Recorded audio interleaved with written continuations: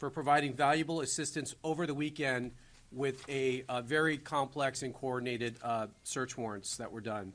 The charges we are announcing today stem from the defendants and their co-conspirators' detailed, coordinated plot to bomb multiple U.S. companies on New Year's Eve. Thankfully, that plot has now been foiled thanks to the hard work of the FBI and the Department of Justice. This investigation was initiated in part due to the September 2025 executive order signed by President Trump to root out left-wing domestic terror organizations in our country, such as Antifa and other radical groups like the Turtle Island Liberation Front. As the president made clear, recent attacks across the country have highlighted the grave threats posed by these far-left domestic terror groups. These threats are sophisticated, organized campaigns of targeted intimidation, radicalization, threats, and violence designed to silence opposing speech, limit political activity, and direct policy outcomes and prevent the proper functioning of a democratic society. In direct response to the President's order, the Attorney General issued a memo to our offices implementing and mobilizing federal law enforcement to prioritize and counter domestic terrorism and political violence investigations. As a result of those directives, we built this case. Both my office and the FBI have invested substantial resources into investigating and charging these organizations.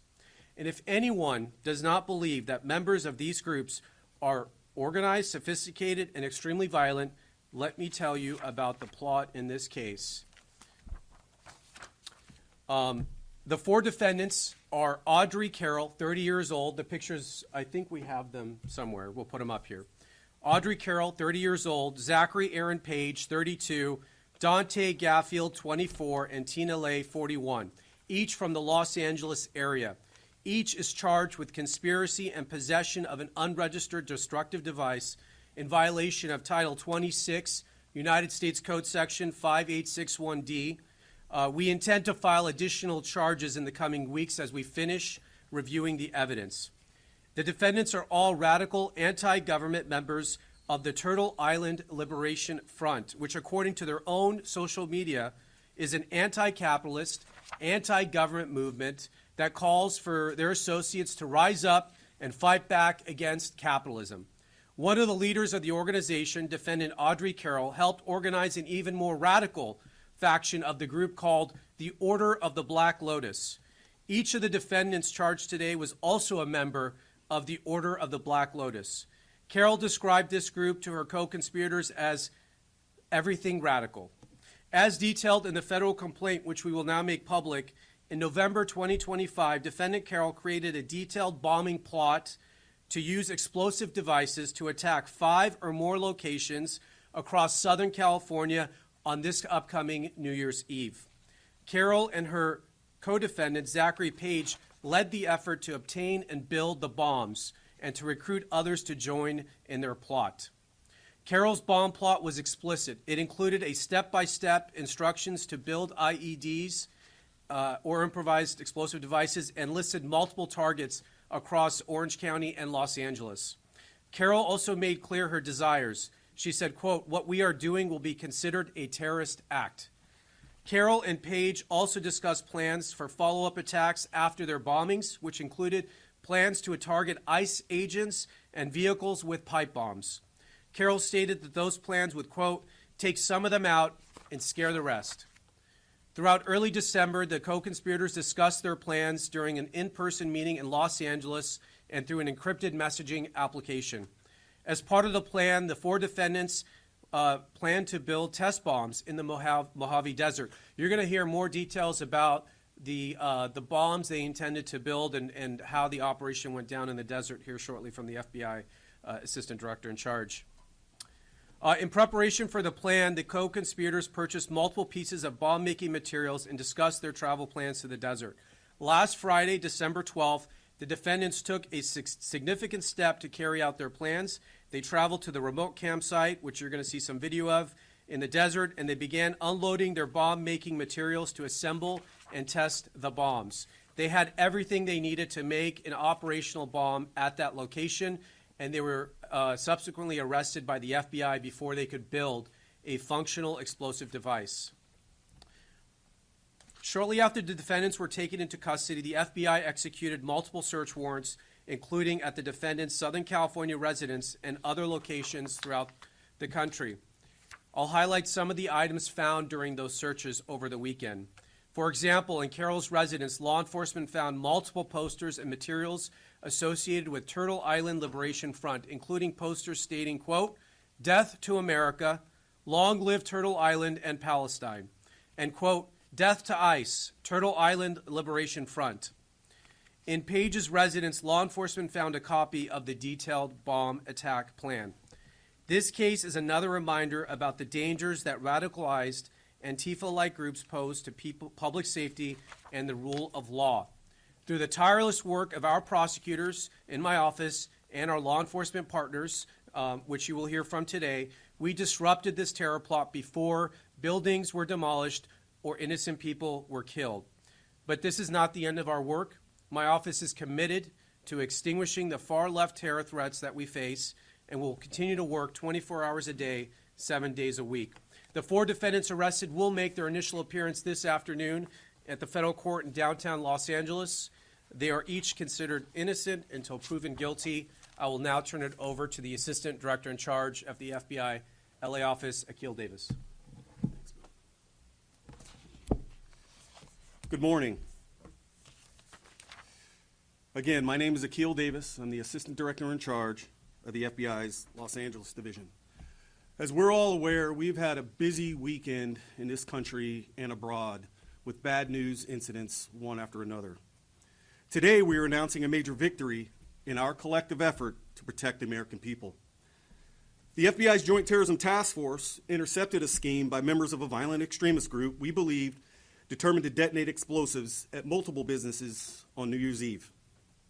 Last Friday, the FBI arrested 4 of those subjects near 29 Palms in San Bernardino County while they planned and rehearsed their attack. The 4 subjects are members of a radical faction of the Turtle Island Liberation Front, TILF, a violent, homegrown anti-government group. The subject arrested envisioned planting backpacks with improvised explosive devices to be detonated at multiple locations in Southern California, targeting U.S. companies. These bombs were to blow up at the same time on midnight this New Year's Eve. The plan stated that the IEDs would be complex pipe bombs. It included instructions on how to manufacture the bombs and contained guidance on how to avoid leaving evidence behind that could be traced back to them. Our investigation uncovered evidence in that the group would test the explosives in the desert, and we're going to show footage of that here in a second.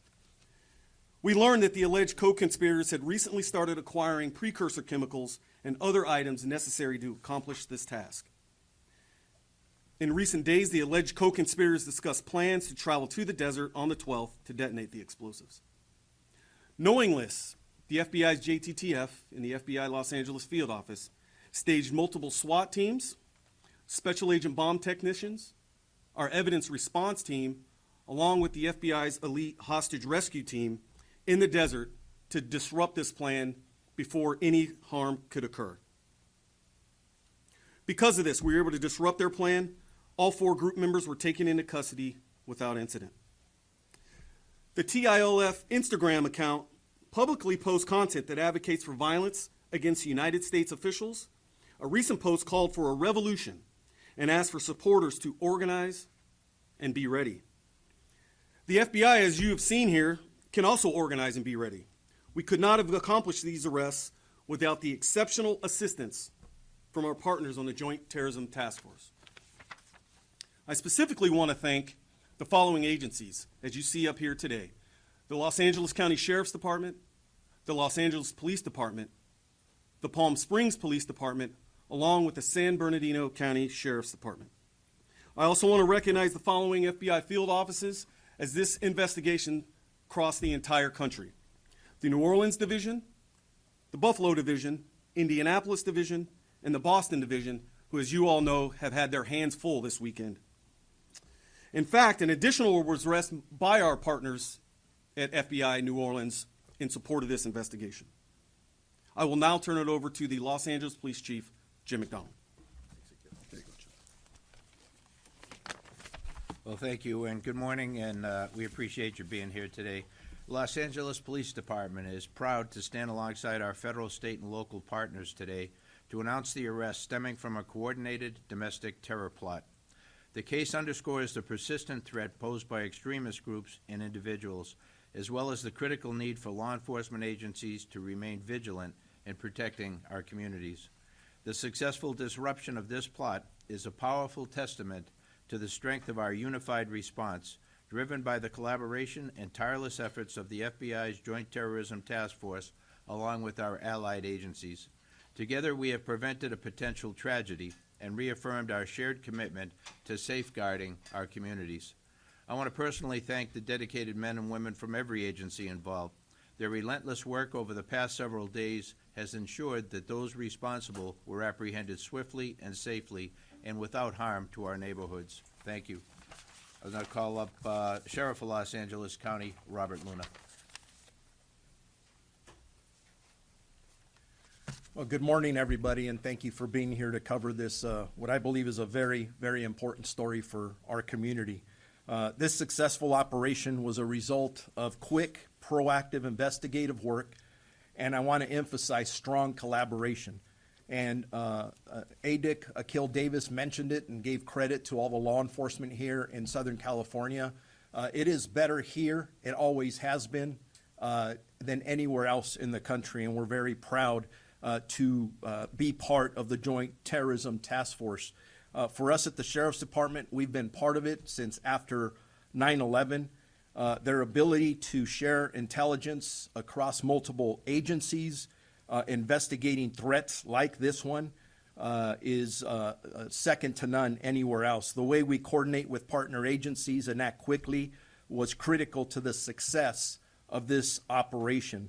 And like I said before, there's no other area like here in LA County with our partnership that has been here for years with the FBI and LAPD and the other law enforcement agencies around us. Since this threat was uncovered last week, our Sheriff's Task Force officers and intelligence analysts working closely with our law enforcement partners have been working around the clock to verify information, identify targets, and piece together this plot that you've heard described. Their strong investigative efforts, sharp situational awareness, and rapid response ensured that this threat was stopped before it ever had a chance to be carried out. I'm incredibly proud of the professionalism and dedication shown by the men and women who worked tirelessly to bring this threat to an end before it could cause harm to anybody in our community. To our community, I know hearing about these incidents like this can be unsettling, especially in the light of the recent Brown University mass shooting and the Sydney, Australia terrorist attack. But today serves as a powerful reminder that strong collaboration between federal, state, and local law enforcement can prevent violence before it occurs. As we enter the holiday season, a time when families and friends come together across traditions, cultures, and beliefs, this incident is a stark reminder of the importance of vigilance and to be prepared at all times. Vigils whose goal is to divide us, to instill fear, and to target the very diversity that makes our country strong. I want to be very clear, what you see here, this investigative work and the follow-up that's been done shows that they will not succeed. Our community's diversity is our strength, and protecting every member of our community is our primary duty. Whether you are celebrating Christmas, Hanukkah, Kwanzaa, New Year's, or simply gathering with loved ones, you deserve to feel safe. We are committed to ensuring that safety today and every day. We remain dedicated to protecting our entire community through ongoing intelligence gathering and threat assessments, strengthening partnerships across all of our agencies, engaging with the public to promote awareness, vigilance, and resilience. And finally, I encourage everyone to stay alert, trust your instincts, and report suspicious activity. And as we always say in law enforcement, if you see something, read something, or say something, your awareness, your eyes, and ears can help us protect the entire community as we did in this incident. I will now introduce the police chief of the Palm Springs Police Department, Andy Mills. Well, good morning, and first of all, thank you so much, Assistant Director Davis, for the spectacular job that the FBI did on this case. We were just in a very supportive role only, making sure that the FBI had what they needed in the desert to execute their mission. But on a larger perspective, I just want our community to know that this gives me hope. It gives me hope because of the unified effort of all of law enforcement, from the Sheriff's Office to LAPD, San Bernardino Sheriffs, and the FBI working together to make sure that people like this are removed from the community so they can be prosecuted by the U.S. Attorney's Office, to make sure that all of us can live in peace. And this is what our mission is to make sure that there's hope in all of our communities. So thank you very much for the spectacular job that the A-team showed up and did. Yeah, I just want to reiterate that. Obviously, there's some disagreements amongst our agencies over things like immigration enforcement, but when it comes to other areas of law enforcement where it matters to keep the public safe, whether that's protecting the girls on Figueroa Street or the Palm Springs investigation, there is no gap in the cooperation between the federal government and local government, and we do thank the sheriff, the police chiefs for your valuable assistance. It would be very difficult for us to do a lot of what we do without their assistance, so I do want to thank you, each and every one of you. With that, we'll open it up to a few questions. Oh, we're going to play the video. All right, play the video. And this is, the video is, do you want to describe the video? Yeah, I'll describe the video. So, as I mentioned in my talking points, on December 12th, a group of individuals, again, members of this anti-government group, traveled out to the desert to test their explosive devices. They had precursor chemicals there, and they were going to create these bombs in the desert. What they are starting to do is put their chemicals and wares and the components out on the table there. This footage that you're watching is from our surveillance plane, and then what happened after this is the Los Angeles FBI SWAT team, along with the FBI's hostage rescue team, moved in and arrested all 4 subjects without incident. So now we'll take some questions. Yeah, we're not naming the victim companies, but I'll generally describe them as logistics centers. You can think of like Amazon-type logistics centers, but we're not naming the specific companies at this time. Can you elaborate on the locations? There were at least 5 locations that they intended to target within Orange County and Los Angeles County. Again, we're not giving out the specific sites, but they were willing and wanting to do more if they could recruit more members to their radical efforts there. You mentioned the arrest in New Orleans. Do you think that there are other people involved? And you mentioned some other locations. There are definitely more members to this group. As far as who was specifically involved in this New Year's Eve terror plot, we believe we've arrested all the members who were specifically involved in that particular plot. We did execute search warrants to people who are also part of this group. As we review that evidence, if we determine that there are any other individuals who knew about this or provided any assistance, we will obviously be charging them as well. Person arrested in Louisiana is not directly tied to this incident, but he is a member of this group. And when they executed the search warrant out there, he posed a great threat to the agents. He threatened the agents, and so that's why he's under arrest.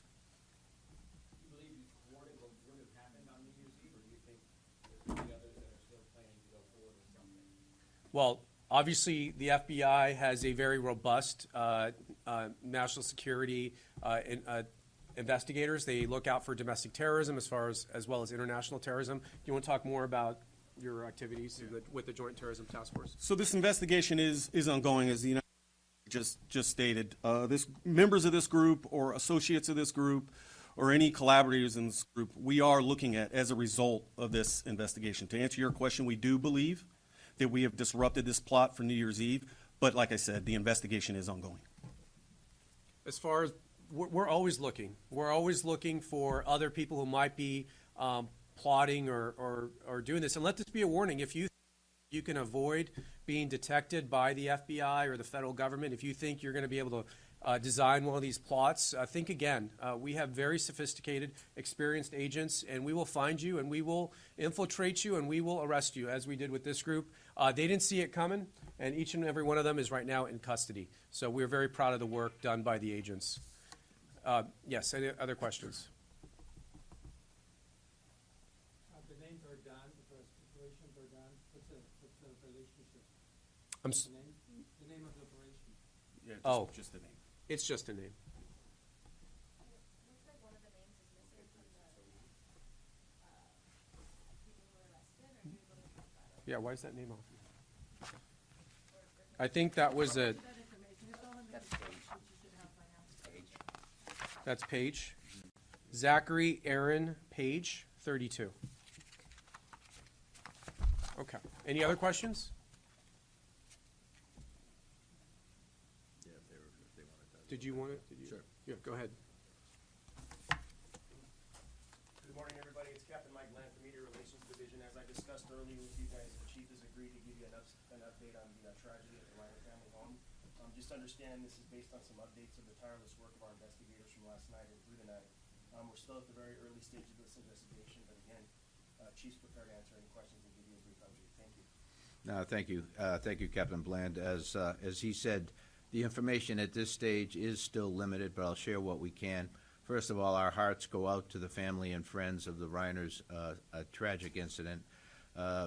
Yesterday at December 14th, about 3:40 in the afternoon, LAPD responded to a residence, the residence of Rob and Michelle Reiner, located in West Los Angeles Division.